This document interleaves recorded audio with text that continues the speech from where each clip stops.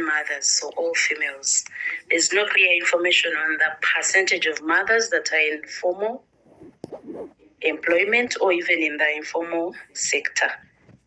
And then we know that our maternity leave laws from the Employment Act allow us 60 working days of paid leave after we have given birth. And then we also know that paternity leave is even much, much shorter. Being a working mother has been seen or is known to be comparable to having two full-time jobs. The job for which you're paid and then the mothering job where you're not paid. So one is paid and the other one is unpaid. We constantly juggle the work, parenting, household work back at home, and then societal expectations. So what are the common struggles that we go through as working mothers? They can be categorized into three main struggles: the time constraints, and then emotion and physical demands, and then the societal expectations, since we do not live as islands. So the first time constraint that we struggle with is childcare reliability. We want to work, but then there is limited access to reliable Recording in progress. You can get childcare, you can hire people to take care of the child, you can take the child to daycare, you can get help somehow, but the issue is reliability. This is even more difficult for single mothers where there's no partner to go pick up the child, to go for a hospital visit, to go to the immunization clinics. So it becomes very tough. And then there is the long commutes and transportation delays. You know the traffic issues in our country. Traffic can take up to 3 hours.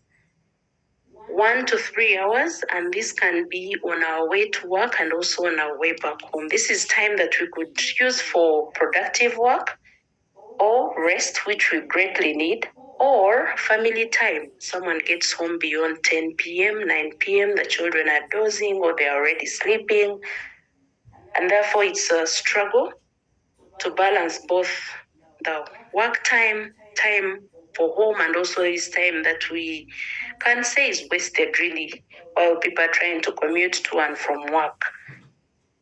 And then there are domestic roles or duties, and then the workplace housework duties. Now we know that mothers shoulder most of the chores at home. Even while the father is in the home, mommy, my leg, mommy, my tooth, mommy, this one is beating me. And then this part is not clean, this one poured water here. Even when you have help in the home, somehow the mind or even physically, you'll find that you are involved all the time, especially when you're at home. And then there is the low status workplace housework tasks. When you look around, in most cases, when we have meetings, where at times there might not be a formal secretary for that meeting, who are they going to ask minutes? They'll look around for a lady. This lady could be a mother. It could be any of us. You're being asked to write minutes. Yes, I know how to write the minutes very quickly. I can do it. But while I'm taking 20 minutes to edit after that meeting and share with whoever should be receiving the minutes after that, I am using up part of my time. Somebody else is probably using it as their recovery time, or they are leaving office and starting the journey back home. So you find because of these duties, some of our time is taken up. When they're looking for someone in charge of welfare at work, in most cases, they'll look for a lady. Can you be in charge of welfare? Or maybe they've formed a committee, or there's a certain group or association coming up. Welfare, and you find that there's no pay that comes with that, but because as mothers, we are nurturers, we are caretakers, that is going to come naturally to the person proposing that you do the welfare, and also to you, because you want people to be comfortable. Meanwhile, your male counterparts are being given community outreach, business marketing, which come with a budget, so they're even being paid. But that other work is being given to you as a mother, and it takes up time, definitely. And then we have the challenge of rigid work schedules. We don't decide the work.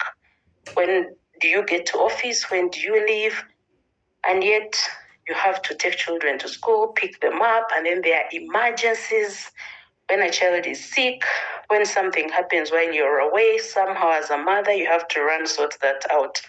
And then for people where you find you deal with clients a lot, clients can be very demanding, and then their demands usually or sometimes are going to clash with family time. They want to meet at 4:30 or 5 p.m. when you should be leaving for home, but then you really need them, so you go and then they show up 40 minutes later and apologetically, or even if they apologize, that's already 40 wasted minutes. And the meeting drags on, and then you find that some mother has to go through this twice every week. And then there are health and school appointments, hospital visits, immunization, that's done by mothers. And then parent-teacher meetings, which should happen during work hours because that's when the schools run. But then you're also expected to deliver at work. And then beyond maternity leave, when you have a sick child or you're sick yourself for a period, that is going to be questioned many times. And then, of course, our maternity leave of 60 days. As we know, for some cases, it's not sufficient. Then we are challenged with emotional demands, and usually these are not visible to the eye, like running around to take children to the hospital. But there is this constant managing of household tasks. You're thinking about bills, maybe the school schedule. Tomorrow there is a sports day at school. You're planning the meals. You're thinking this Saturday I need to take the children somewhere. Meanwhile, their father, who also equally loves them, is relaxed in office and working. But because of the motherhood instincts and minds, we have that mental load. And then there are those small decisions. What's for dinner? My son's birthday is next week. He wanted this theme of cake, but I have to get it from this other baker. Will they be available? Small decisions, but constantly running in our minds. And then, of course, there is the feeling of being torn between work and family time. You're asking yourself, am I being unproductive at work? Or am I being seen as less committed, or am I neglecting my child? Usually when there is a decision to be made where you have to choose one over the other. And then there is pressure from the society and also ourselves, expecting to be a perfect mom and then have a home that is spotlessly clean while excelling at work at the same time. And, the supermom, superwoman, those tags that we give to people, usually while well-meaning, but creating some pressure that is not exactly necessary. And when you work a lot, you are being selfish for traveling, for having ambitions. And then if you're not working and not being very productive like someone else, maybe who has no children or is not a mother, then you're not being ambitious. And then there is seeing other mothers seemingly doing it all effortlessly because they don't look as stressed or as disturbed as you are. And then there's the emotional labor. Usually when children have issues, or even sometimes friends or extended family, when there is an issue, they will look for somebody who can listen to them, who can speak to them, who can slow down. And usually you find that this kind of labor goes to a mother.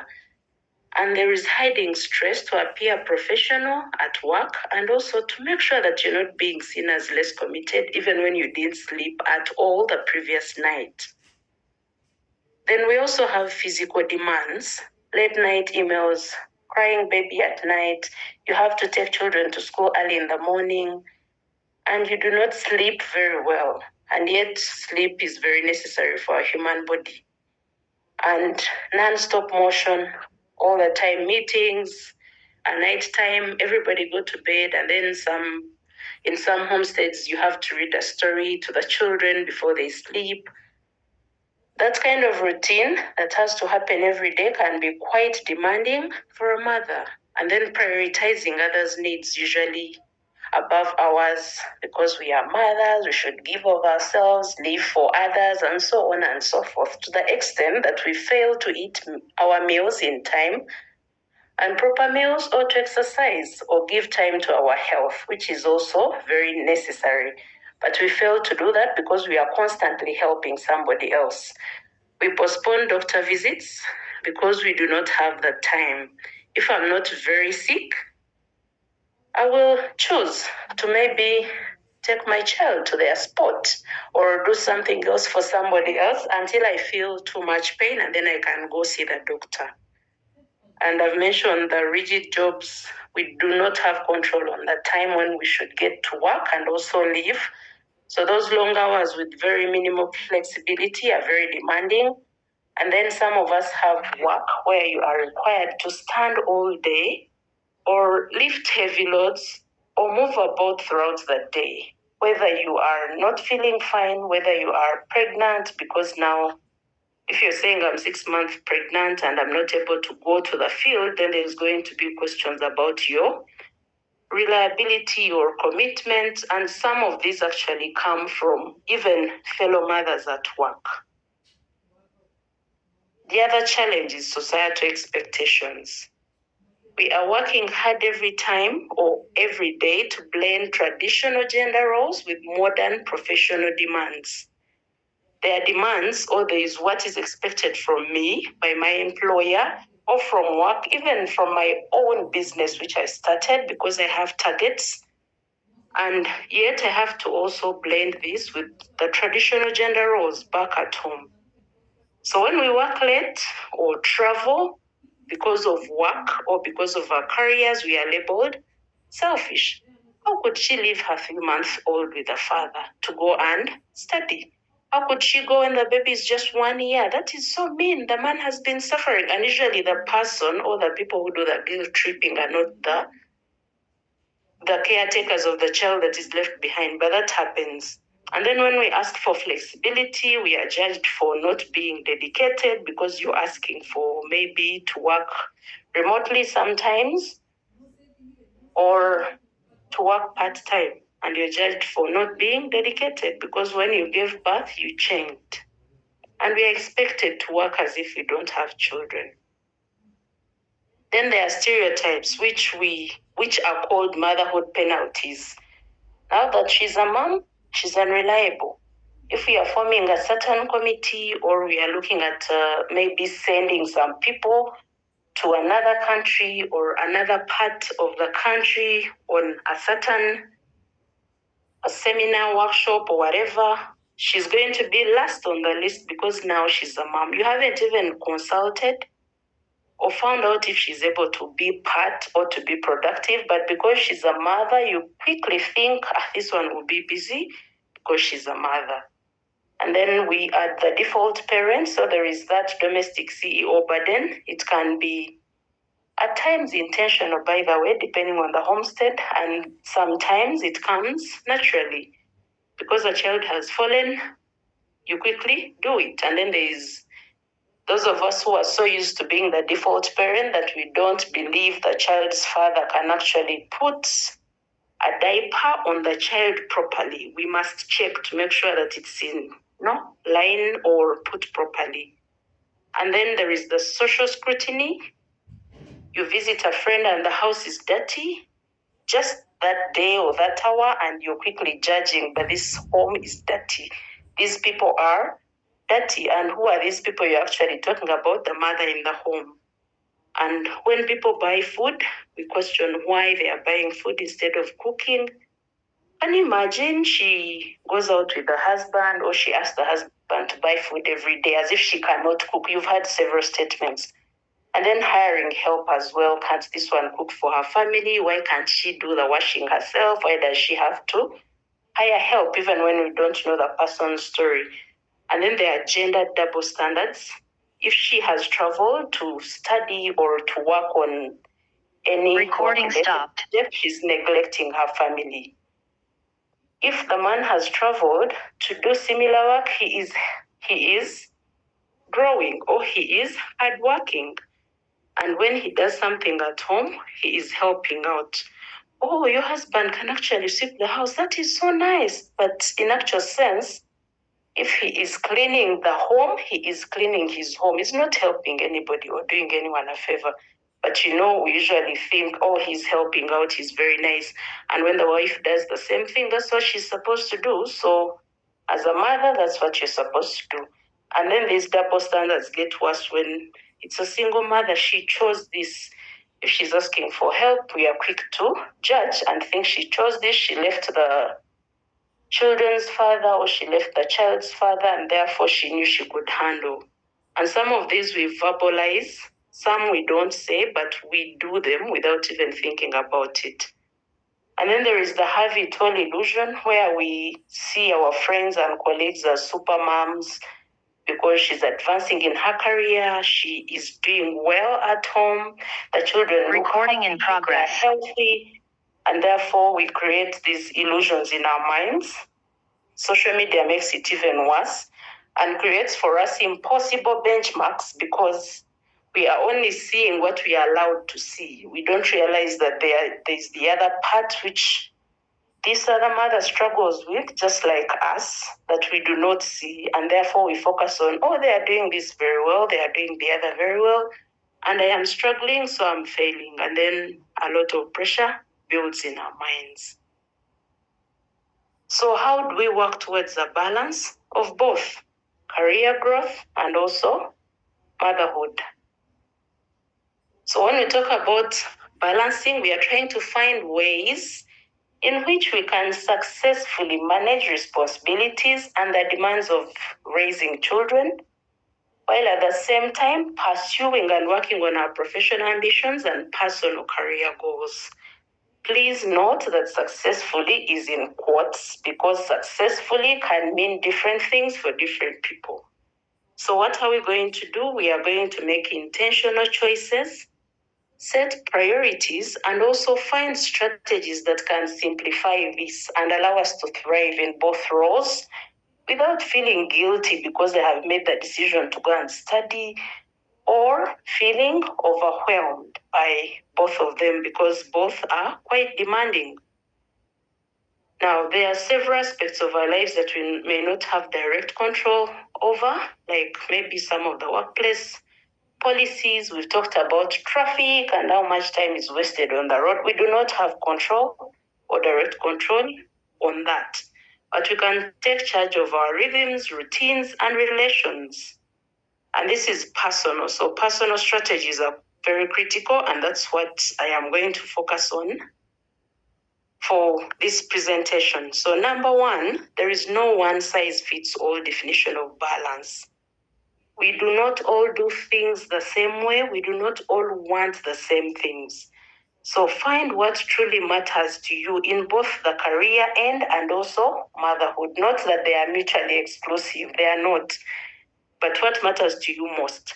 Find that, and then when you do, set realistic expectations that are going to support you to focus on what truly matters.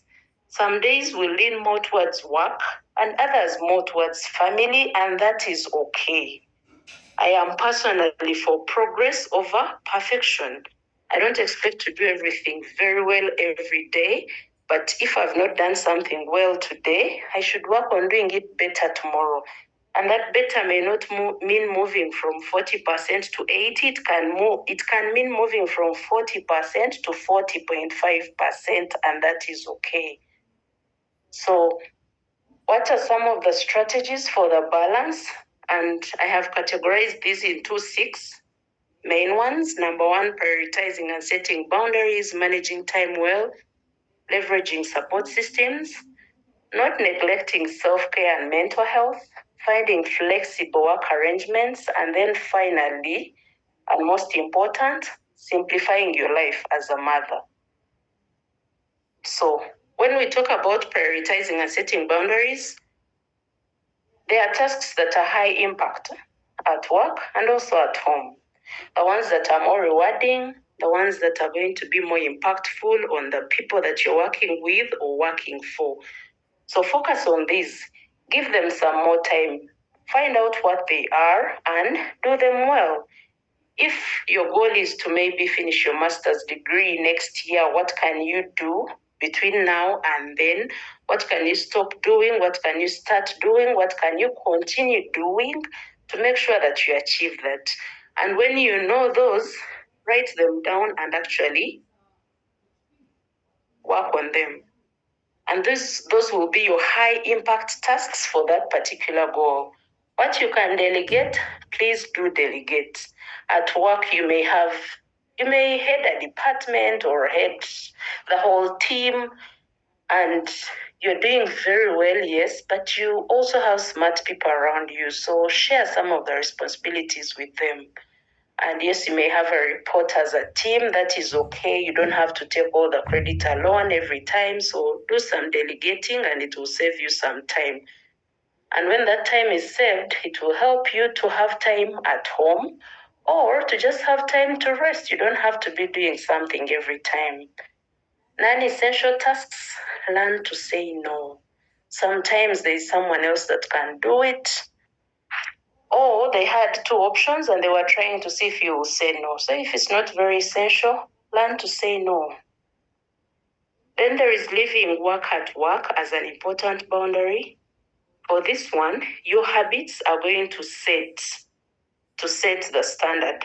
If your workmates, including your supervisors, by the way, know that even if they ask you to do something between 6 p.m. and 8 a.m., the earliest you will deliver is after 8, it sets the standard or it gives them the information that you're actually not available that time. So leave work at work. If you're working with a work computer, you don't have to carry it home. If it is your personal computer, fine, but you don't have to read emails at 8 p.m. and respond to them. And in most cases, you'll find that this work that we are carrying can actually wait. Even if you have one child and they're falling asleep or you've not yet had a child, you need some time to also rest and not do anything.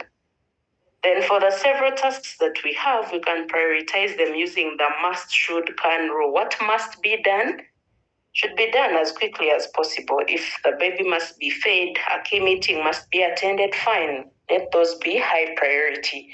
And then the should can probably wait a bit. There's a report that needs to be reviewed, but I'll first finish this and get to that. And then the can, it can be done, but it's not exactly urgent. So yeah, I will do it, but a little later. So we use that to prioritize our several tasks. And sometimes we think that we can remember, but we will not. So when you have several tasks, it's a good habit to write them down. Then we go to time management. I could talk about concentration for the full hour, but we need to learn to concentrate. And when we talk about concentrating, we are looking at focusing our awareness on a particular thing. If you are attending a seminar, your mind should be in that seminar. Should there be a message or a phone call that is switching your mind to something else, fine, respond to it. And after that, bring back your awareness to what you were actually working on. So while trying to concentrate, which we are not taught, by the way, we are just told concentrate, but we are never really taught how to concentrate or what it even means, we intentionally filter out distractions because distractions are here and they're not going anywhere. It can be someone walking in the room with uncombed hair. It could be somebody coughing without covering their mouth. It can be anything. So work on filtering out distractions and maintaining sustained attention. If you're working on something and you can actually concentrate, you realize that if you are reading a book, you will take less time than if you're reading, listening to music, and also sending messages to some people. Most of us have digital devices. Let us make good use of them. Google Calendars, we can add events there. You have a meeting, add it in your Google Calendar. It will remind you so that you don't have to panic, receive a phone call, and then you have to drive so quickly because it's 10 minutes to the meeting and you're not yet there. And then we have the notes apps and so many apps that we can use in our digital devices to be able to write what we want to do this week. And also choose a day and say Monday, Tuesday up to Friday. These are the key things that I need to work on. You won't write everything and may not do everything, but it helps you to remember. instead of trying to remember everything by yourself. I've talked about delegation. This applies to home and also work tasks.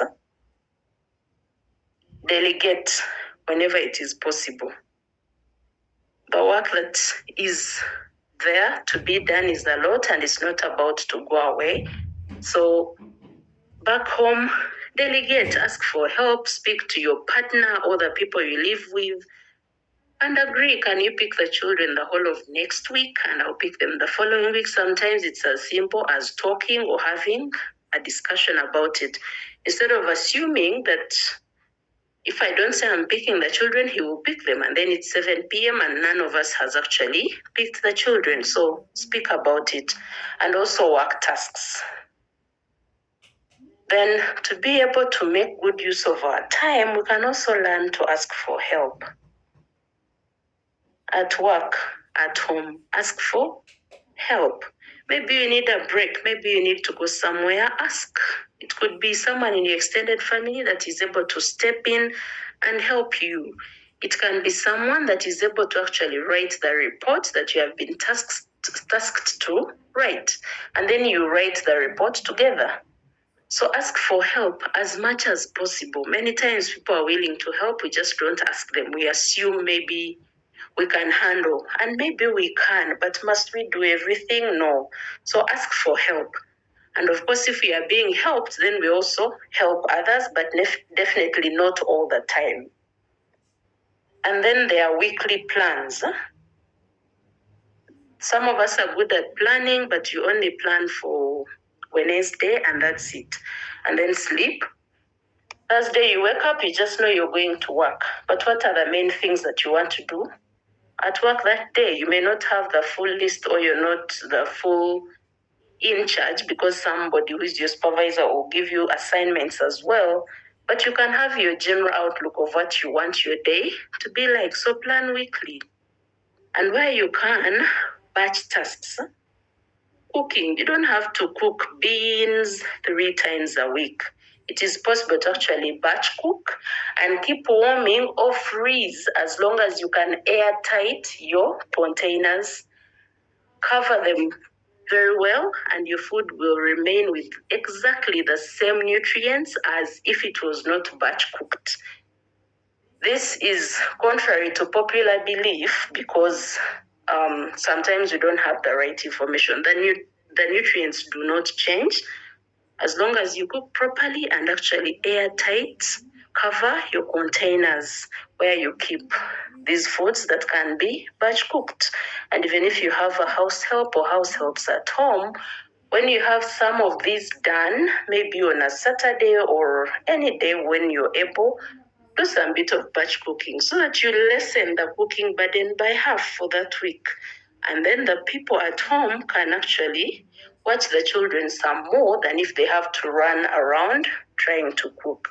And then there is shopping where it's possible. You don't have to shop maybe to buy soap 3 times a month. Where it's financially possible, batch those tasks, make them easier for yourself. We are looking at how to make it easier for us as mothers so that we can enjoy motherhood. And then there is waiting time. You're waiting on a bank queue for any kind of bank and you know it's going to be 1 hour or 2 hours or at the cafeteria or for whatever you're waiting for. You can use that waiting time for those quick tasks. You think of something, write it down, or respond to an email that's short and just needs a short response, and that saves you time, and then you don't have to think about responding to 10 emails at the same time. And then there is the famous social media and devices, which we all have, or most of us have digital devices, probably all of us. And I'm going to explain this using digital cocaine. I hope we know what cocaine is. Cocaine is a drug, as we know, that people do take and get addicted to. And sometimes it is very hard for them to go back to when they never used to take cocaine. So digital cocaine is using digital devices to an extent that they become a drug of sorts. We get addicted to them. So excessive use of digital devices, which many people do. I remember a friend who admitted that he had reached a point where if he was not seeing his phone, his family would not rest until he finds it. It was like almost losing his breath. It gets that bad. Where is my phone? Where is my phone? Where is my phone? You check everywhere, under mattresses, under chairs, in the kitchen, everywhere, because you must be with this device all the time. And this takes a lot of time. There's a gentleman called Brad who wrote a book called Digital Cocaine. And he mainly looks at how digital device addiction has become a big problem, and it's affecting children as well, and also young people. And a lot of it is because of what parents are doing. Parents are addicted, and therefore their children are addicted. Parents are on their devices, and because when the child says, "Can I get my iPad and watch?" and you say no, you will see her face sad, and you don't want to have to deal with that as a parent to try and regulate the emotion. You say, "Go get the iPad or get the tab," and off they go. And they want to do this over and over and over again. And then it becomes addictive. So excessive use of digital devices is comparable to cocaine intake. If you read, you will find that the two actually affect the brain in similar ways. They are both affecting the dopamine hormone, which is a hormone and a neurotransmitter, and therefore the emotions, the behavior, and also the movement of our bodies and our minds has been greatly affected.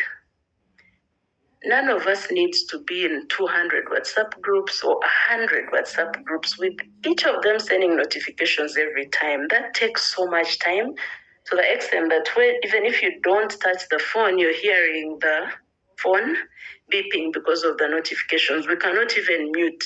And that means that if I'm working on my report, my mind is actually not fully on my report, so I cannot concentrate. So in order to be able to also manage our time well, we need to regulate the use of devices and social media. When it is urgent, usually people will call. If they are not calling, it is because it is actually not urgent. You realize I've talked about this for long. Then we can also make maximum use of support systems. For example, spouse partnerships for those that are married or have spouses. Talk about it. And I would like to do this next year or next month or next week. Can you handle this bit for me? Because I don't think I'll be able to manage both. Can you pick up the children this week? Can you help out in this area? Or I want to save up and buy a washing machine.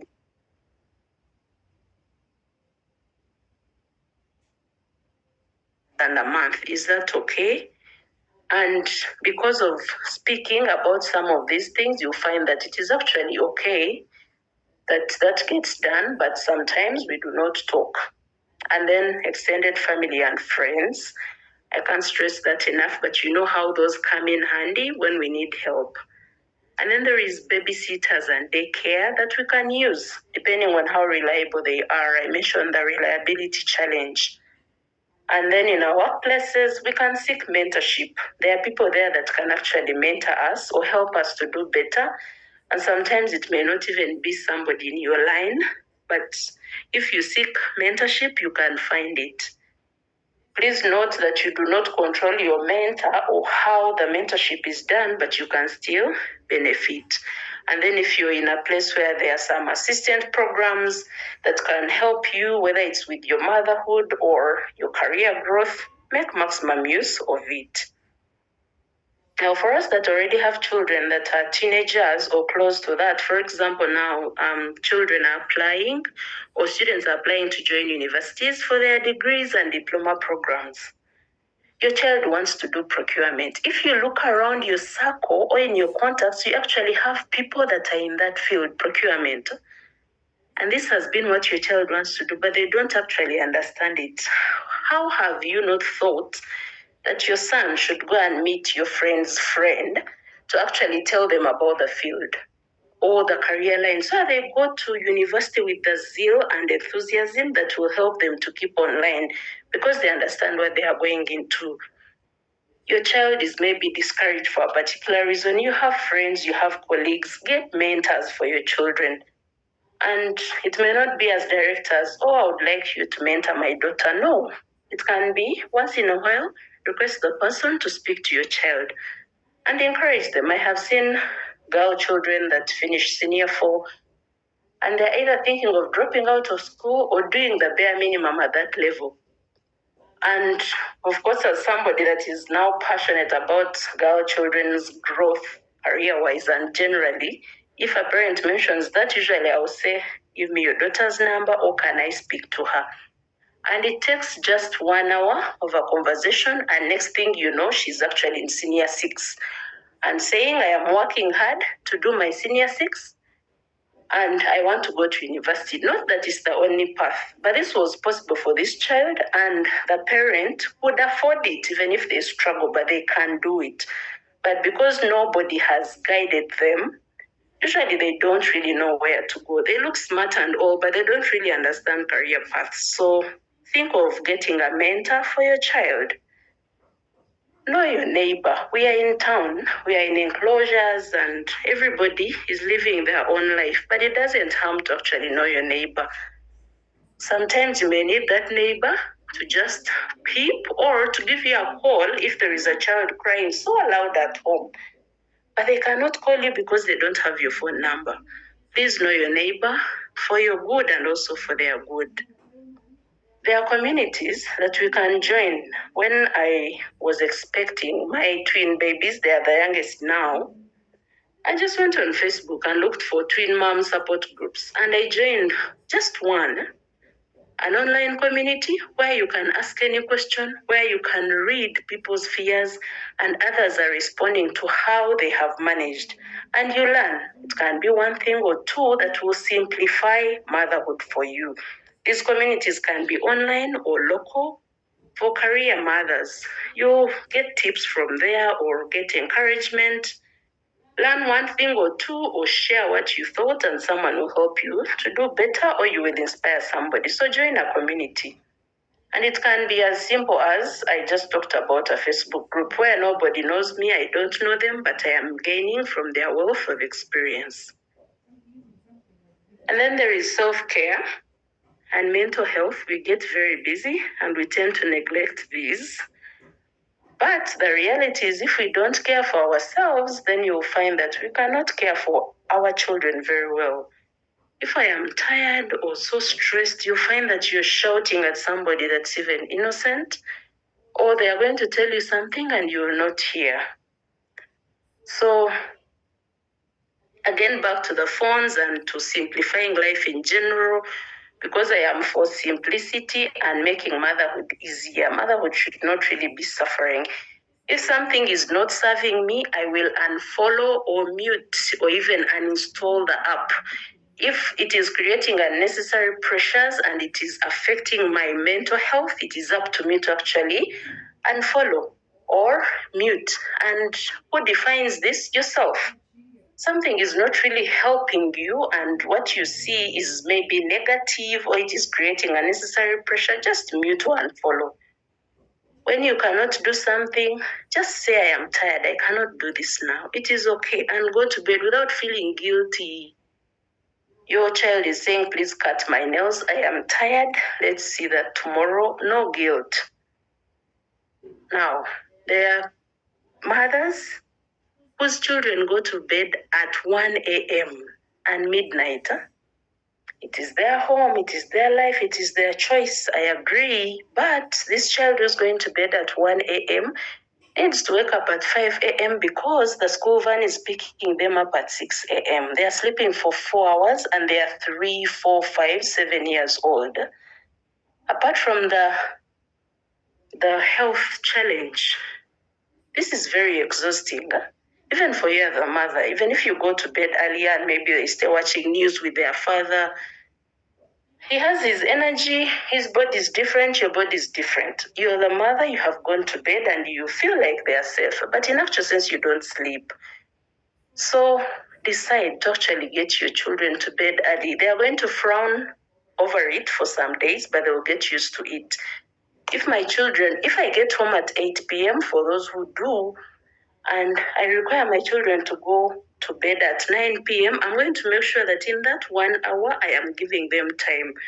If it's 9, I will say it's 9 p.m. Do you know what you're supposed to do? And they'll walk away not very happy, but they will go to bed. And guess what? The house will get silent. And then I can sit and relax, do nothing for 1 hour or 1.5, and then go to bed in peace when time comes for me to go to bed and wake up early. Give your children a sleep time. And if the father thinks it's okay to go to bed at 1 a.m., maybe you need to explain to him, get your facts, health issues that come from lack of sleep for children. And this is your docket, because a lot of that work goes back to you waking up very early, preparing them for school. Yes, even if you have house help, somehow you need to supervise. So get the children to bed early. And this is irrespective of age. Even if she is 17, she's not going to bed at 5 a.m. in my house. It's not being tough, but it is required, and it also trains them in a certain way. Take some breaks. You don't have to do everything and be there all the time. You can go away for a weekend. Somebody will watch the children, not your way, but the children will be okay. So take some breaks. When we share struggles, our struggles as mothers and career women, it normalizes the journey and builds resilience. So share with your peers, lean on peers. And I'm not saying you share everything, but of course, you should also be wise enough to know how much of the struggles is supposed to be shared. And remember that God has trusted you to help him raise generations. These are not just your children, but they are his children. You don't know their future and everything else that will follow, but he knows. So that should be an encouragement to help us to keep positive and remember that these children will grow eventually, especially when it gets tough. Some of us are in work environments where we can ask for some bit of flexibility, maybe ask to work remotely. If they're demanding that you work much more this week, request to work less next week so that you have some time for yourself, because you are looking at caring for the children, but also ourselves.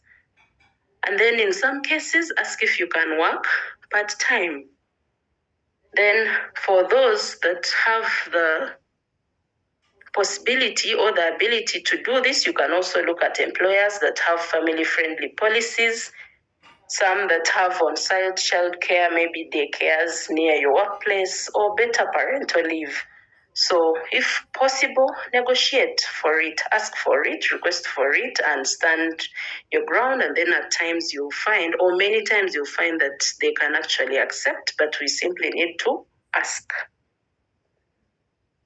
Now, simplifying life is something I can talk about for the whole day, but I want to summarize it this way. Number 1, accept to adjust goals and strategies. What you wanted to do 5 years ago may not be what you should do now. So it's okay to switch goals, to change paths, to change strategies and do things differently. So accept adjustment, don't be too rigid. I want to talk about buying only and only what you need. I said I have 5 children. I do not need 20 pairs of shoes for each of the children. Those would be 100 pairs of shoes for me to clean or to make sure that they are arranged and cleaned by somebody else. But somehow it is my role in a way, because this is my home as a mother. Consider buying only what you need. You spend 5 years without ever getting more than 10 guests at once, but you have 5 sets of plates. Yes, it is your life, it is your plates, you love them, but you're just increasing clutter and a lot of things that you don't need. And therefore, there is going to be a lot of dusting needed and a lot of rearrangement over and over and over again. And whether you look at this consciously or unconsciously, it exhausts you. I remember a colleague telling me that when he reaches his home, he feels tired. And when he explained, I listened, and then I asked him, I knew how many children he had, and I asked him, so, for example, this boy, how many cars does he have? And he told me, were they 10 or more? And then I asked him, do they all move? Are they all cars moving from one point to another? Who bought the cars? And he said, myself. And then I told him, do you realize that you're part of the reason why you get tired? Because the moment you enter the sitting room is full of stuff. Kitchen full of stuff, bedrooms full of stuff. There's no way your mind can be at peace. You will definitely feel tired. So think about buying only what you need. If I must buy new plates, fine. I have to look at the space I have, and of course, having a lot of space doesn't mean you fill it with stuff, because now the space disappears. But if I am buying another set of plates or other clothes for the children, because I will find what I'm no longer using, I will either discard or donate depending on the status of the item. So it is a way of making your life very simple and easy. I've talked about batching tasks, helping us to save time. If you have some time, do your meal prepping and cooking if you can, and then you find that your busy work days, you're not very much worried about what people are going to eat at home, because even the person there cooking will find it easy. There are things that we know, but we don't really do. Like, for example, if your children must bathe warm water at 6 a.m. and it is 2 or 3 children, must that water be boiled in the morning? Not necessarily. You can get a big flask, pre-boil the water at night and keep it in the flask. That way nobody has to think over, you have to wake up and boil water. Let's make use of flasks, rice cookers if we can, freezers, and I'm not advocating for frozen food all the time. But there are those seasons of life or the periods in your month where it is going to be very necessary. And washing machines for those that can. Because what's the point in me not allowing spend my money on things that are going to simplify my life and then living a very complicated life, yet I could make the sacrifice and make it easier. And then there are meal plans, because we are talking about motherhood, feeding children. We should not spontaneously eat or feed these children. And yes, they are going to eat the junk and all. And you may have a meal plan that you don't follow to the dot, but somehow, because pumpkins are written somewhere, a month will not end before you buy your children a pumpkin to be put as part of their food. So the meal plans are not necessarily, if you can follow, fine. But if you cannot, like me, because I have a meal plan, but I don't follow it to the dot, but it's going to remind me to roast peanuts for the children a few times, to buy pumpkins, to make sure that they take this and that, and make sure that they eat vegetables even if they don't want to, because I will figure out how to mix them in their food.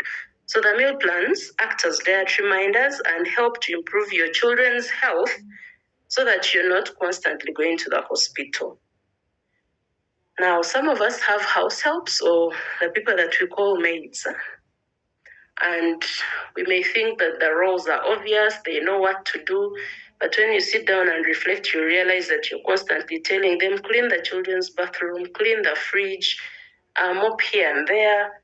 It helps when you sit down with this house help and say, now, we don't have to clean the fridge every day, but every week on Tuesday, make sure the day does not end before power is switched off and the fridge is cleaned and things put back.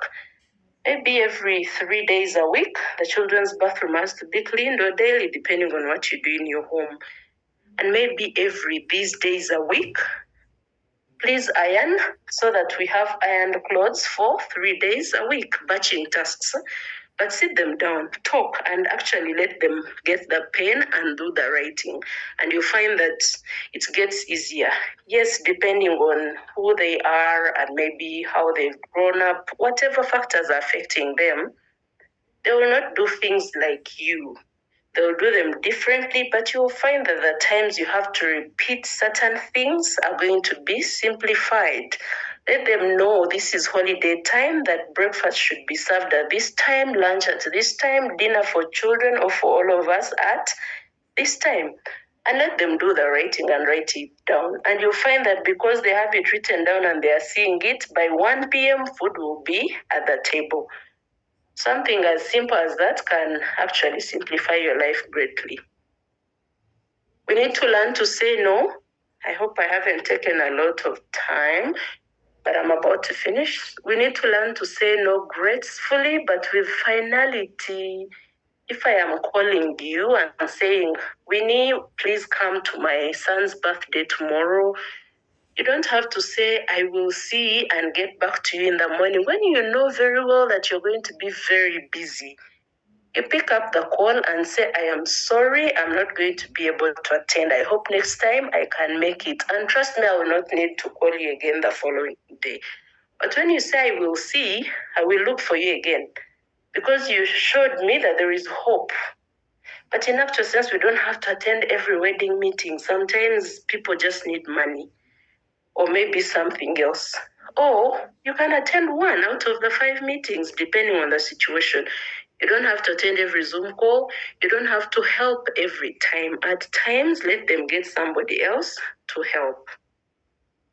There are regular items or things in our homes that children use, maybe to drink water, the non-breakables. Put them within children's reach. Let them pick. You need drinking water, go get it, because the water you can reach it, the cup you're going to use is within your reach. But if you put things in places where they have to ask you all the time, Mommy, I need to drink water. Mommy, can I eat an orange? Mommy, that is going to exhaust you every single day. So the regular items, let's have them within children's reach, especially when they are harmless. And then there is decluttering. We buy things, I've mentioned buying only what we need, but some of us already have the things in our homes. And in reality, we actually don't use some of them. We've not used them for so long, we don't even know where they are. Remove them and donate or discard. Make your space much more simplified, and it will be very easy to clean up. Just what you need. If you realize you have more than you need, it's okay to give it away, not to remain attached to the items. Do not stop learning. Learning simplifies our lives as mothers, and especially working mothers. You can learn something as simple as boiling milk without any water in it the night before the morning when the children are going to school, and having hot water in a flask so that in the morning you just dilute the milk, they drink and go, and then the rest of the milk can be boiled again. But it will have saved you that time where 3 liters of milk or 4 have to be reboiled, and then they actually also have 3 liters of water, so it is 6 liters, and somebody has to sit and wait for almost 40 minutes for that milk to boil. Don't stop planning. Even if it's a very small thing, it's going to help simplify life, and this applies to both work and at home. The right attitude is very, very important. I mentioned that I didn't want any child, but I have 5, and I would actually thank God if He gave me more. But the right attitude really goes a long way. Understanding that these are seasons, you can slow down, you can speed up eventually. Some days are going to be hard for motherhood, some are going to be hard for the career growth or progress. You'll find that you're not getting enough support, but all these things do come to an end and things get better. And where it is difficult, ask for help. Don't give up, and don't drown into self-pity and you think your life is now bad because you had a bad day. So as much as you can, keep the right attitude and you'll find that things get easier. Now, as I near conclusion, we all have something we believe in, or maybe many of us believe in God. For the tough days, lean on your faith and use that strength to be able to keep grounded and also reframe those days. Now, there are mothers that have been here for a while. Some of us still have our mothers. Even our friends, they may not necessarily be older mothers, But let us learn from them. Let us consult them. Let's hear a word or two from them to be able to get mentored and also get some wisdom from them. But this requires us to become teachable. We do not know everything, and we don't necessarily have to have an opinion over everything. Or maybe we can have the opinion, but we don't have to let it overshadow the guidance that we are getting. So we can still learn. And let's remember that we are raising generations. So be kind to yourself. It cannot be very easy to do something as powerful as raising generations. So I'm going to ask or request that you write down one thing that you will stop doing, one that you will start doing, and one that you will continue doing that can help you to support your balance. And I said your balance because it may mean different things for different people. So what will you stop doing? What do you want to start? And what will you continue? What you feel has actually been supporting you for your balance, for careerhood, and also for motherhood, and also career growth. And then finally, career progress doesn't have to be linear. Let's embrace life seasons and understand that it's okay to slow down during the intense parenting phases when you've just given birth. The babies are very young. Some opportunities will pass and it is okay. It does not end life.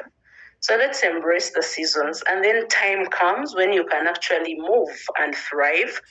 And then again, you may need to slow down after that. So let's embrace those life seasons. Now, the founder of Girls Who Code said that you can't be a great mom or mother and a great employee simultaneously every day. Some days you'll excel at one and barely hang on with the other, and that is okay. So keep making progress. Thank you very much for listening. Thank you so much. We really appreciate. Flowers to you, Addah, for that wisdom. It has really been enriching. Thank you so much. I'm a teacher and I know what it means to talk for more than an hour online. You are not sure whether people are there or they left you. But I can assure you that people have been on and they are attentive and we are ready to have their questions. Addah, if you can give me host rights. Reclaim host, okay? I've done that. So I want to take this opportunity as people are preparing to ask questions. I already see hands up, but I want to take this opportunity to appreciate special categories of members that are with us on this call. The first one is to Moga, all the Motherhood OGs. Thanks for joining us. The next one is the non-Moga. And in that category, we have the gents that have joined us on this call. Thank you so much. It's a sign that you're ready to support your wives during this journey. I hope you've learned. Share with your wives, your sisters, your mothers on how they can try to balance this journey. I have Emmanuel Oporot, Niwandinda Gilbert, I see Francis, JB, Alan, Ogwang. Thank you so much for being on our call. Then we have the Moga executive members who are online, including our chair lady. Is not able to speak to us because she's not that fine, but I know she's been on the call and has listened in. our super publicity secretary, Amelia, thank you so much for putting this. It is some of your effort. And your deputy, Kathy, thank you so much. Other executive members who are on the call and have not been able to identify you, maybe because of the names you've used, but we appreciate for being online. Jovia Manzi, your hand is up. I will request you to unmute and speak. If any of you are not able to speak, you can have the questions in the question and answer session.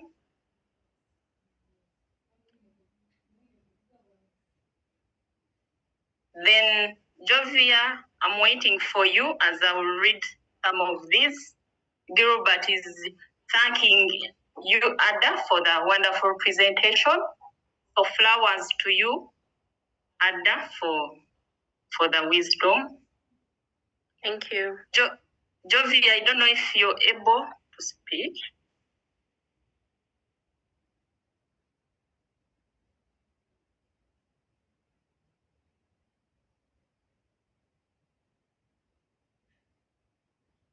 So we have this question. Could you kindly shed some light on spouses that seem not supportive?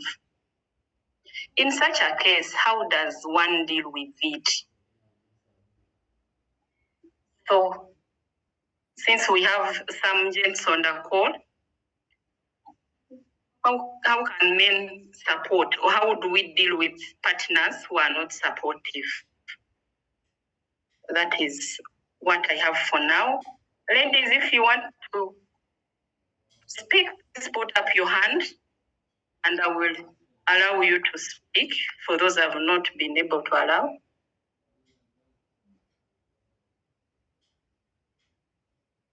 Addah, you can come in.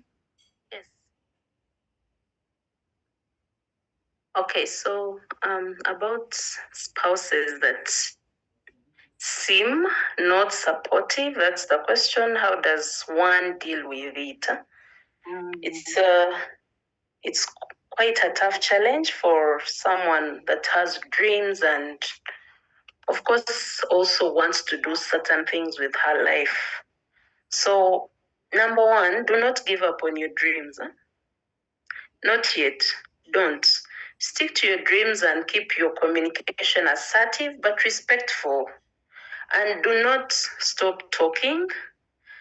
Of course, not every day, every time, and also how you speak about it matters. But as much as you can, keep your communication open, assertive, and clear. Make your goals known as you keep working with the support that is available. At times, the support is external, and this person comes along later on. So make use of external support, maybe from your peers, from your workplaces, from friends, while you continue to communicate to this person. This needs some bit of divine intervention sometimes because you know that there is somebody who made each one of us and can actually deal with even the most complicated people. So involve God, pray about it, ask God about it, and where it is necessary or becomes difficult to get through with anything, you can involve a third party, a trusted third party, to come in and mediate. Sometimes people need to hear another perspective because we can be quite fixed minded, and in many cases, we're actually wrong. So you can bring in a third party, but while also maintaining what you want to do and hearing the other person out as well, because the balance is also important. That's what I can say about it. But I know that there are different ways or perspectives that many people may have for different scenarios, but that's what I think can help to make the situation slightly better. Thank you. Thank you so much, Addah. And for the mothers who are out there, please, you can share your experience on how you've dealt with some of these things. Addah left us with 3 questions. What are you going to stop doing? What are you going to start doing? Or what are you going to continue doing to balance the career and motherhood? So you can as well unmute and talk to us and share your experiences. As we wait for more questions,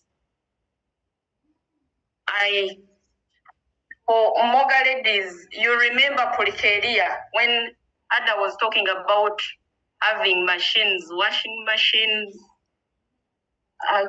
all those different machines. I remember the polycaria that one of us sells on the group. That is a what? A cooker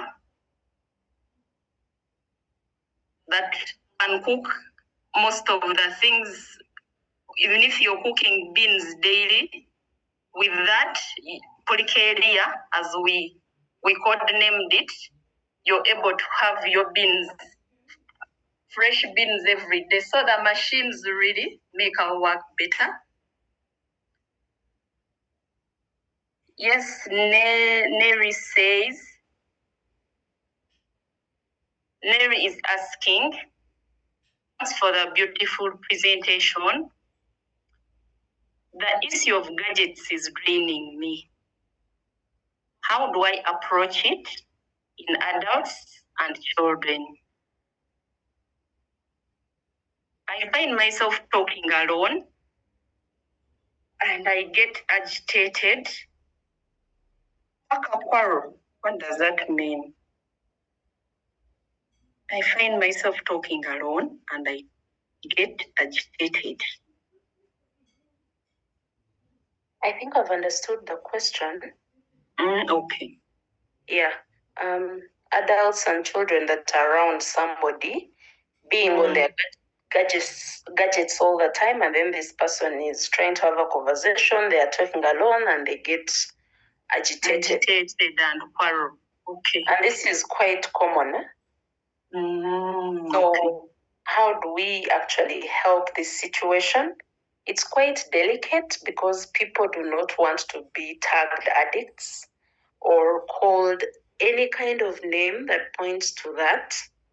So it's hard to deal with, but it's possible. So the first thing is to start with awareness, not labeling the behavior as addiction, because that is going to offend people. Even people that are addicted to drugs, usually they do not want to be called addicts. So as much as you can, try to speak about device usage in non-judgmental conversations or during times when people are in a mood where they can actually have the conversations and they can see that this is not about them, but it's general knowledge about screen time and also how it affects their well-being. And of course, the relationships and productivity in general. The other thing is to be an example. Because if, for example, I have been on my phone for an hour, not that people should never touch, but we understand what the person is talking about. If I've been on my phone for an hour or I've been using it at the dining table, unfortunately, some people do that. And then because I am done, I put mine down and then I'm telling people, you people, we need to stop using phones. It will not make sense to them. But example means that you are not one of them, if I may put it that way. Yes, you do use your phone or your gadget, but you have self-control. And therefore, you have the moral authority to speak about it. If you are like them, you will not have the moral authority. So you have the moral authority, and somehow when you speak about it, while they may not listen immediately or work on it immediately, they will be able to understand what you're speaking about. And then when it comes to children, those are easier. Create some phone-free zones. Do not bring or device-free zones or gadget-free zones. Do not bring anything like a gadget to the dining table or bedroom, and you say no, or you set time and say TV is watched on particular days. I want to give you my example, but not that you should follow it. My children know the oldest is in primary 3, so they're still young and they really like cartoons. But they know when school starts, you do not watch TV from Monday to Friday. Those are school days. So they know they have to wait for Saturday and Sunday after lunch, because in the morning we shall be at church. And whether we are at church or not, they know that it is Sunday afternoon. It's uncomfortable for them from at the start, but they get used to it. So they know none of them touches the TV or asks for any device from Monday to Friday. And that's not very hard, especially if they are not addicted or they are not so used to it. But if they are already used, you can slow it down. Now that has to be gradual, because you cannot get someone from being on their gadget Monday to Sunday to zero. So gradually, it's like when I talked about getting children to sleep early, it's hard to change from 1 a.m. to 8 p.m., but you can reduce from 1 to 11 and then 11 to 9. So you phase the change, and somehow over time it will get better. And then, of course, also now for those that want to change the habit individually, you can use technology to regulate technology.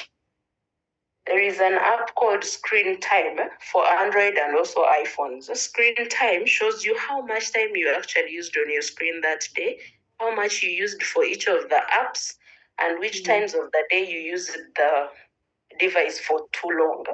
So if you have an app like that, it can even limit.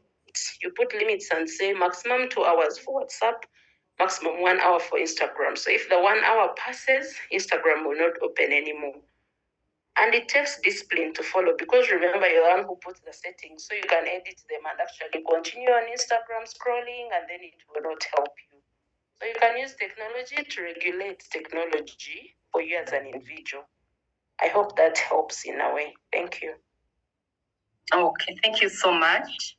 We have a comment from Rotarian Edgar Madi. He says, establish clear boundaries between your work life and your home life. We tend to carry office with us, especially many of us who are target-oriented officers. Then, Hostess Tindubachira says she's so grateful. Thank you so much. Indeed, learning that doesn't end. I wish I had listened to you much earlier in my life. I don't know where you are at, Hostess, but they usually say the best time to start is now. But if you already finished, maybe the motherhood or the children have left and you are in an empty nest, you can say you wish you listened much earlier. But if you still have children, start today. Then we have she's saying, my dear former head girl, this is Edna. Thank you, Addah, for that talk. It has been very relatable and realistic. Can you share an example of when you slowed down because of motherhood and how you were able to catch up? What is your take about taking remote opportunities, for example, a scholarship or work, when you already have more than 2 children? Thank you, Addah, my former head girl. Then I will add this one from Helen. Very helpful presentation. Addah, thank you. My friends from all over were excited to join, and I hope they have learned something. Thank you, Helen, for inviting friends. Please talk about balancing sexual intimacy with motherhood and career. It can be tough. Apologies if this was discussed earlier. Then I will add another set after those 2. So Helen wants to tell us how you slowed down and whether it is okay to take up remote opportunities when you already have 2 or more children, and then balancing career, motherhood, and sexual intimacy. Thank you. Asking about when I slowed down, I've remembered there was a time I got an opportunity to actually go and study in Germany, fully funded scholarship with enough money, which I would have been very happy to get. By that time, I had a 1-year-old child who was a third born, who is a third born, or was it the second born? I think it was the third born. And I asked if I could be funded to at least study in Uganda or Nairobi. I insisted on Nairobi because the PhD I wanted, that's where it was, and it was being done well. And they said no, they gave me a month to think about it and decide whether I wanted to travel and study or if I would let go of the opportunity. Guess what I did? I had to say no, the PhD can wait, but I'm not going to leave my 1-year-old to go away for 3 years. I could have done it, but where possible, I think the children should have their mothers raise them, especially in those very delicate ages. So I had to choose and say the PhD can wait. So I chose to stay and raise my child instead of going to study. And they took the money and gave it to other people. I was not given the money even later on when I was ready and maybe I could go. And at the moment, I'm currently doing a PhD at the University of Nairobi in electrical and electronics engineering. And I have also had some other opportunities to actually go away. I can go to Nairobi and come back within the same week, but I cannot go to the US and come back within the same week. It's very difficult. It's not impossible, but it's hard to balance. So I've had to let go of those opportunities, and I am currently paying my own school fees, though looking for funding, which I have not yet got. It's expensive, it is hard, but I had to choose my heart because also letting children be raised by people that maybe are hired help, they will instill in them their own values, which may be okay, but maybe not exactly my values as a mother. So I had to slow down that way, and it took me 2 more years to be able to get ready to now start on the studies. Remote opportunities, please do not let them go if they do not require you to leave your children. At times, you may have to leave the children. I'm not saying that you should never, but take on those opportunities. Try to balance your time, get help, try to use machines, simplify your life. For me, every single day, the tasks that I have, I am looking for how can I make this easier for myself and not harder for somebody else. And that's why I talked about something as simple as making sure I pre-boil water the night before that my children will bathe if they are not using a shower. And that makes life easy for me, but also for the house help that is going to get them ready. Don't let opportunities go if you can manage. It will not come easy, but it is doable. Then there is a question about sexual intimacy and career growth. Yes. And also motherhood. Now, it becomes hard if somebody is stressed and tired all the time. You find that it becomes another chore and a mother is tired or not happy about it. So amidst the busy schedules and all, we can try to prioritize connection and remain emotionally close with the people that we are married to or in relationships with, because that way, when we have that emotional connection, it can still be possible to get involved sexually well enough, like we were even before we got that busy. And in cases where you have to travel, it is okay to actually schedule intimacy without guilt. Now, this should not be routine, but when it is important, it is okay. And we've talked about making our mental health and our self-care priorities as well, trying to simplify life so that when you get home, you're not worried about 10 things to do. Maybe 3 were lessened by some systems that you put in place. And also the work stress as well, trying to get support here and there. And also minimizing distractions so that you work well and you go home stress-free. So when we minimize the stress, it becomes possible to actually still enjoy the sexual intimacy. And of course, it's important that we take care of our bodies as well. and also communicate openly about our sexual needs as mothers and as career women. So if we can be able to do that, I think we can still do well or manage our sexual intimacy and maintain our relationships as we did before we got into motherhood and also career lives or in the commitments. Thank you so much. Gilbert, I hope your question was answered. You wanted to know whether she ever gave up or thought of giving up. She has explained how she gave up her scholarship. Ed Gord is saying, don't feel guilty. Many working mothers experience guilt about not spending enough time in either role. Recognize that you're doing your best and focus on the quality of the time you do spend with your children and on your work, which Addah has just explained. Quality, reduce on the distractions so that you have quality time at either. And she's appreciating you for the call.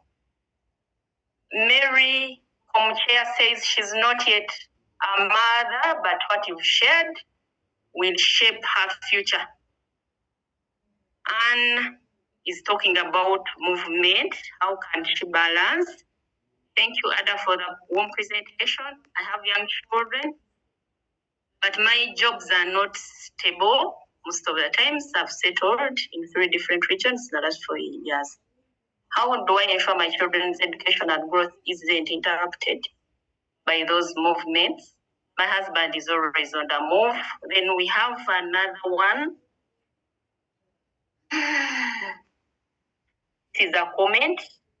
Rate at which families of elite and educated women are breaking is alarming. Perhaps we need another talk on how to win on both ends. It is a very, very tough balance in a world where success at work is also valid only if your family is intact.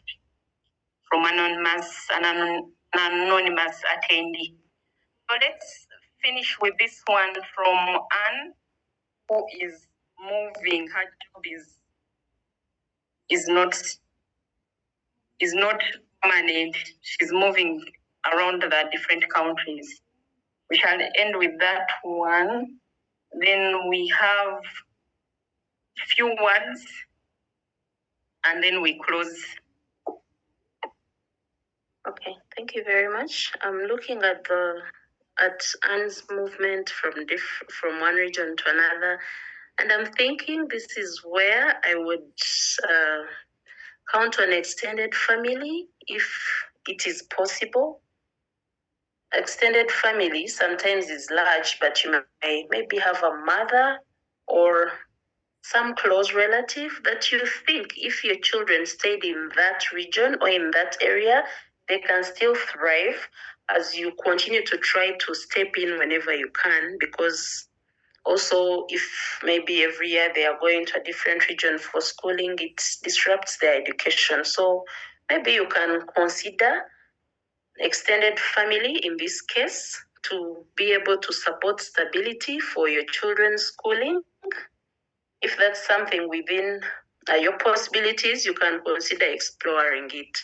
There's a question about is it okay to share with the employer or supervisor in case one feels Before you leave with lack of support? Before you leave Anne's question, yes, I wanted to comment, like you talked about joining groups of mothers who are experiencing the same thing. You can join groups of mothers who have left the country for some time. How did they manage? Like, I have a colleague who left 2 young daughters but had the support of the family. But she has talked to several mothers on how they can maneuver that time. She went for her PhD for 3 years. So, Anne, please get in touch with mothers who are going through the same experience.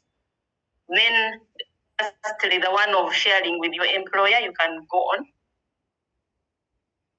Yes, sharing with your employer or supervisor in case one feels overwhelmed with lack of support at home. I think it may be okay in some cases, depending on your relationship with this supervisor or employer. And also, you have to sieve what information you share with them. And given what you already know about this person, are they going to understand? Or is it going to close some opportunities because by default they will think you're not available? So you have to also do it, but very carefully, and I think with a lot of wisdom.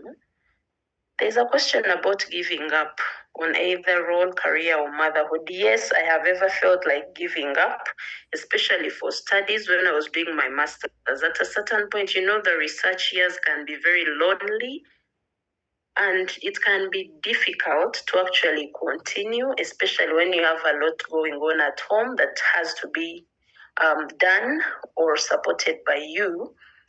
But what helped me actually was that my supervisor was very supportive. I'm speaking about the studies in particular. There is one time he sent me a message and asked, "Are you still a student or you dropped out?"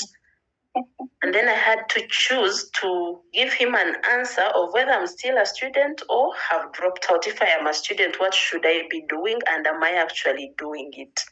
So yes, you can actually feel like giving up, but motherhood is not a role that you can give up on actually. Even if you don't do it, you remain a mother. For career, you can give up. But you shouldn't, because you can get support. And when I decided to keep working, I actually realized that there was support. I was just not using it. I was relying on what was not going well, and it was draining me. So those moments, let them not make you forget that there is a lot of good around you that you can make maximum use of. Then there is a comment about families of the elite and educated women breaking. It's a comment, not a question, but we also need to remember that there are family structures. Even with our education and the income and the independence, we talk about equality, but I personally don't believe that two people can actually be equal, whether it's a man and a woman or man and man. I have twins, they are different. They are not equal. There's no two people that are equal. And we also need to remember that these family structures were divinely appointed for those that believe in divinity. And therefore, we need some humility, even with all our education and income, and being able to work as mothers and as wives or partners or whichever state we are in, but remembering that we need to work together with these other people or husbands or spouses that we live with so that our families can also keep moving. And accepting no's, sometimes it will not always be a yes. And sometimes you realize that the no was actually right and you were wrong, but it doesn't happen instantly. So we need that humility and the ability to discern so that we keep playing our roles well back at home as well. Thank you. Thank you so much, Addah. I want to share some two hacks that have worked for some mothers. One of them is empowering your maid. Take them for what some mothers do, take them for some courses, take them for driving lessons, so that even when you are not around, the maid can go for shopping, the maid can take the child to hospital, and maybe if the hospital is midway between your workplace and your home, as you set off from work, the maid also sets off from home. Maybe they can call, they are able to call an Uber or a border. You meet at the hospital, they can do the shopping, drop the child to school. Let's say you're studying and you are away for a week or a conference or field work, the maid can drop the child or the children to school. Then Addah talked about knowing your neighbors. You might be with your neighbor when you take the children to the same school, but because you don't know your neighbor, you can't even ask for help. But when you know your neighbor, you can carpool. Maybe I drop them in the morning, my neighbor picks them in the evening. And then teachers, getting good relations with your teachers, like when there is a child's activity, swimming, sports, music, whatever it is, you get in touch with the teacher so that the teacher keeps updating you and calls you when your class or your child's class is almost on the stage, so that you don't go the whole day and miss work, or then you go late, you miss the child's activity. So you're able to balance. The teacher keeps updating you. You run there in a short while. As your child is finishing the swimming and getting medals, you're there to watch them get the medal, and they will know money was around. So those are some of the things that I've seen mothers use, and they have worked for them. So thank you so much, Addah. Thank you so much, members. We shall have a word from one of the exco to thank us, but as she's getting ready, I'm the chairperson of Moga Investment Club, so I will use this time to talk about Moga and invite members to join us. Hey. So Moga Investment Club is an arm of Moga. Our board members are the Moga Exco. So we've been in operation for about 3.5 years, and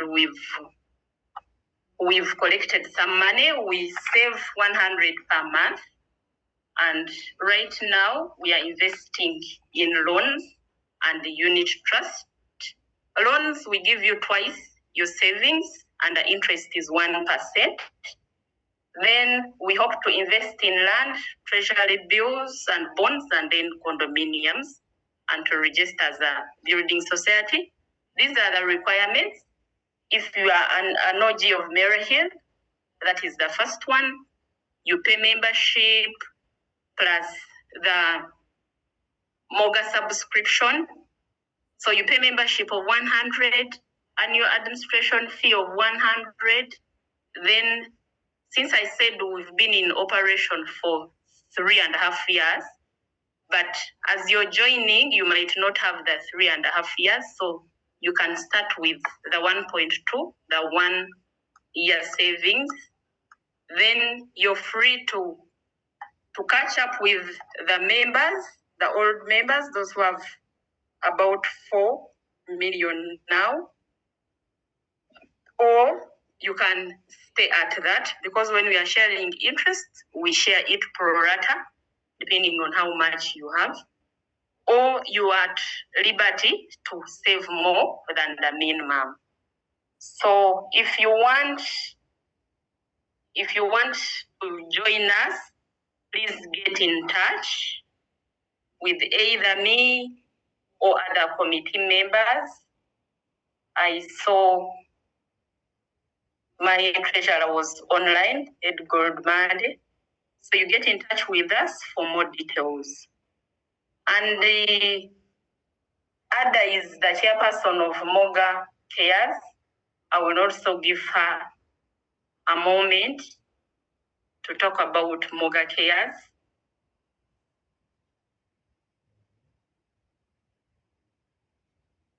Thank you.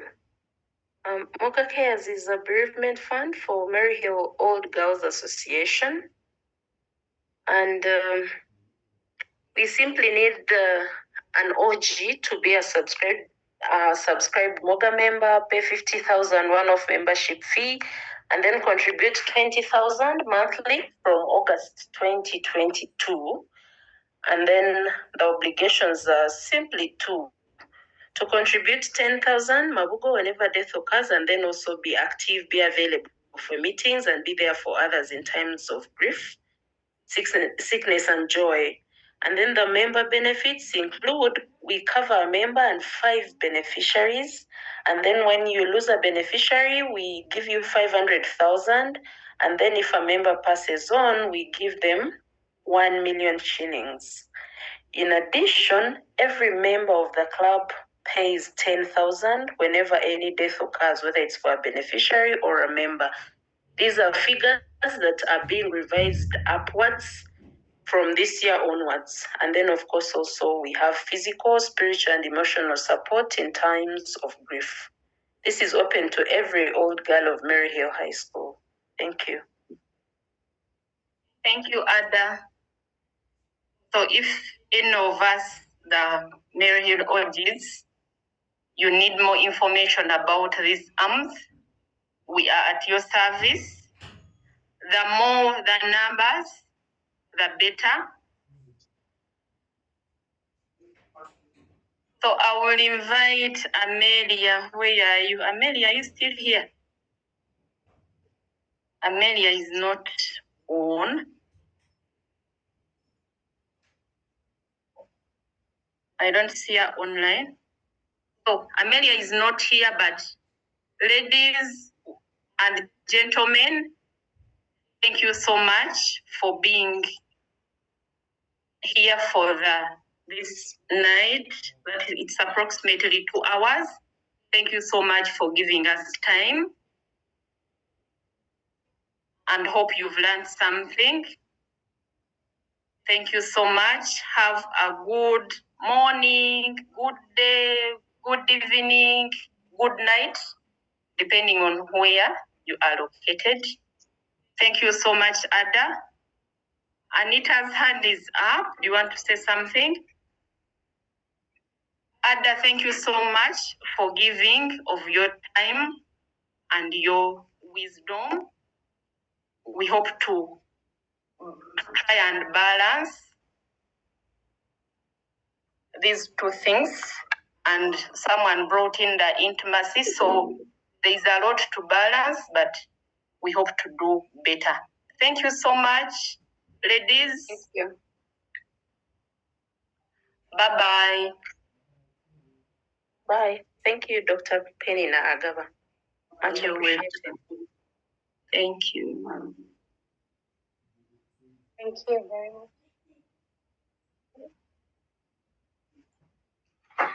Thank you, everyone. Thank you. Thank you. Thank you. Thank you.